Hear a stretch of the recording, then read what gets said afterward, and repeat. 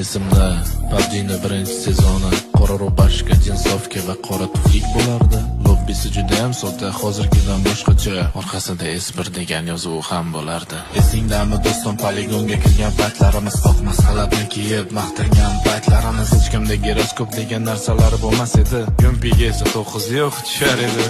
Pachinki ko'chalari, 100 talab parashyutlar, biz uchun bootcamp edi, shelter sosnovkalar. Hozirgilarning xabari bormi yo'qmi bilmadim. Akeem va Turizm 6 ga 8x tushganin. Oldinlari donat degan narsalar hech bo'lmasdi. Kim donat qilgan bo'lsa ustidan kulishar edi. Chiqqanda birinchi bor Faraon ruletkasi deganman birinchi marta, bu endi nimasi? Yarangilda bo'lardi, tungi ko'rish ko'z oynaga. M24 pulemyotda robdan chiqar edi. Uvozikda yotgan odamni bossa o'lmas edi. Uvozikda esa mana bu ashula miyaga dam berardi.